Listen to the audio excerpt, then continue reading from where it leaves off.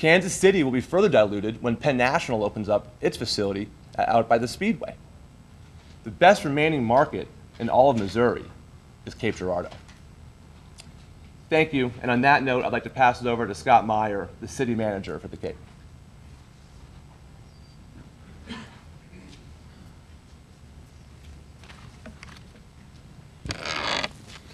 Thank you, Steve. I am Scott Meyer. I'm the city manager of Cape Girardeau, Missouri.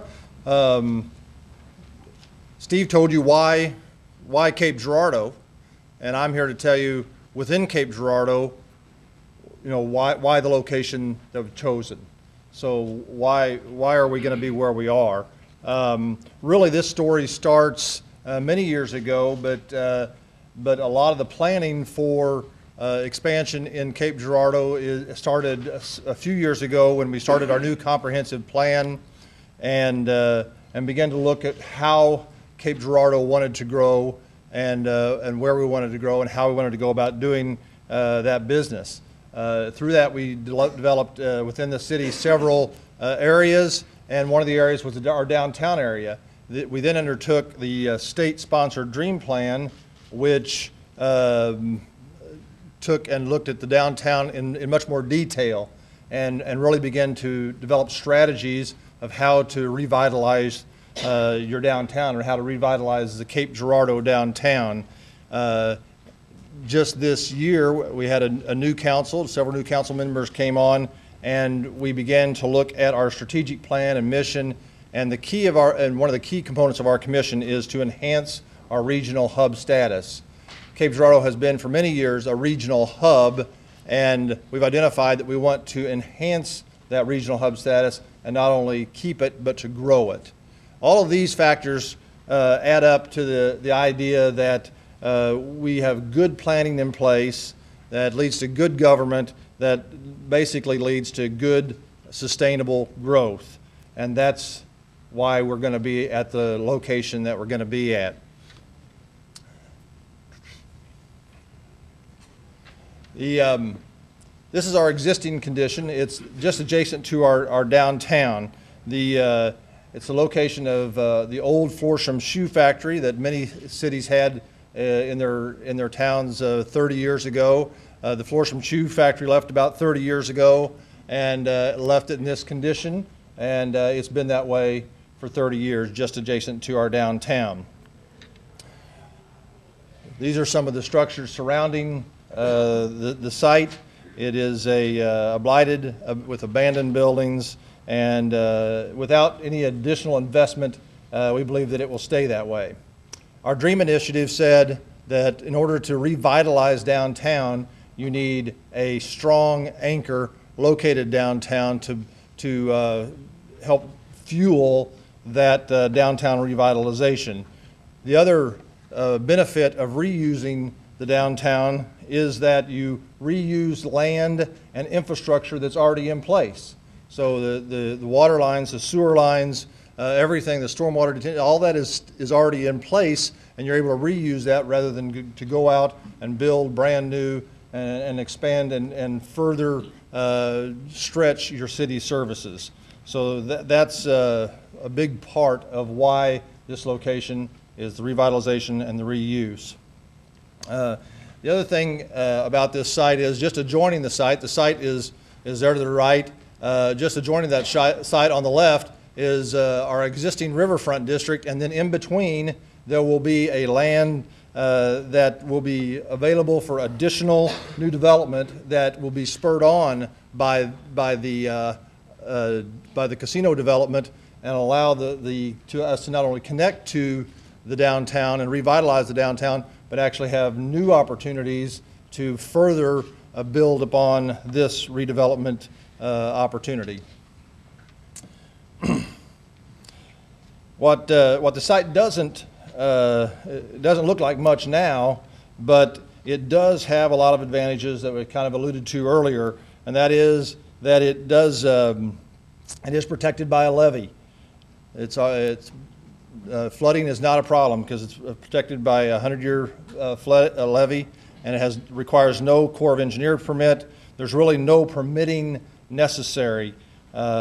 The access is available from all directions. We have an interstate, we have a major river crossing that are all close by and have good access into this site. The geotechnical investigations have already been done, and there are no significant problems with any of the geotech work. We not only do we have good traffic, we are also doing a 10-year traffic study to look ahead to see if there are any that are going to crop up, so we can make plans ahead, and using our planning process, plan ahead for anything that might come up that we can take care of if there are any. We're proud to be a city that looks forward and plans for our future growth, that has growth that is not only good for today, but is sustainable and good into our future. We have been a city that's been committed to infrastructure investment. We just recently passed a transportation tax for our 4th time. We renew every 4 years. The citizens have been good that if we do what we say, they will come back and support us for another 5 years. They recently have done that, and we are proud that we are at the forerunner of that, and that we maintain our systems well and continue to look forward to not only the growth, but the reuse of sites just like this one. While the proposed site comes complete with the levee protection, the access to major utilities, adequate transportation routes from all directions, we're also looking ahead on planning and zoning issues, on stormwater with our partner ISLE. We've been working with Dick Meister. He's the Corporate Vice President of Design and Construction with ISLE, and we've been conducting bi-weekly meetings with our city engineer and her team, as well as our planning and zoning has seen what is coming, and they formed a subcommittee to stay up on a weekly basis on what is happening so that we can be responsive and make sure that the development fits within our comprehensive plan, the dream plan, and the results that we get will be effective. So Dick's going to come and give us the details of what will be this exciting development on this site. Hey, Scott. Excuse me. Let me ask you a question before you leave, please. One of the concerns that came out when you all were kind enough to have a public meeting, one of the things that was brought up at that meeting that I still don't have a real feel for is the access from like I-55 over to that property. And I noticed, I was waiting kind of for your presentation here because I believe maybe you were going to touch on that, but you didn't. Okay. You're promoting that site, which I have no problem with you doing, but at the same time, how are we going to get folks there from out like I-55? And you don't have to spend a bunch of time on it, sir, right this minute. Sure. What I'd like to see, and I think the other commissioners and staff would too, is get a city map. Sure. And help us understand how we're going to move traffic from out on the highway or the intersections out on the highway to that site. Because I'm hearing all the way from 3.5 miles to 7 miles, and GPS doesn't even have that site on it, or didn't when we came down to that meeting because we were trying to find it. Sure. So could you give us that information, please, and try to help us understand how we're going to get from out on the highway to that location? Absolutely. Actually, we've been, Dick and I have been sharing they started with a consultant to look at those exact issues and what are the access points, and we've been looking at both truck and car traffic. I'd tell you that the best way to get traffic there, we have a brand new river bridge that has a brand new 4-lane highway between the river bridge and I-55. If you bring, on I-55, if you bring them off at that interchange and then come down, is it 3 miles then to Sprigg Street, and there's a stoplight there. Bring them across Sprigg or Fountain, either one. They both have stoplights, and it's I'm 6 or 7 blocks, and you're in the downtown, and then you just 1 block over to the site. But we could show that on a city map a lot easier. But that's essentially going to be the best way to bring people in because of that 4-lane access to get them right there. And of course, crossing the bridge is just a matter of making a right turn and And we're going to also, one I of don't the, see a problem coming from the east. no, it's I mean, not. that's the bridge and basically one right turn or something. Right. Out there, right? We Right. noticed that when we were down, that was one of the advantages we had by coming down and. Absolutely. And seeing your, what you were doing there. But if you could put that on a map for us and just let the staff have it. so that you Absolutely. can, and then we can all look We- at it. Yeah, we've already got that. We'll get it to you. Okay, thank you, sir. Thank you, sir. Good morning, Richard Meister, Vice President Design and Construction. If I could just tag on that for a second, sir. We have done a traffic study. There are 4 routes into the property to serve it from a vehicle perspective for patrons, and we have 2 truck routes in. They've all been done along with the traffic study. We'll make certain that you get that information in the next day or so we can move forward. Thank you. I'm here today to talk a little bit about the project. It's my pleasure to give you our vision of Isle Cape Girardeau. In formatting the design for this project, we look back into the Cape's rich past and recent history to develop a port city collage, if you will, of the traditions that make the Cape what it is today. Initially, we thought about riverboats and gantries and how they looked, and then we started looking for more modern aspects of it, and we looked at the new Bill Emerson Memorial Bridge, which was just built and finished a few years ago. So as we started to develop the building, you'll notice a strong resemblance to the bridge and the riverboat in the stone and steel columns and the cable supports for the porte-cochere.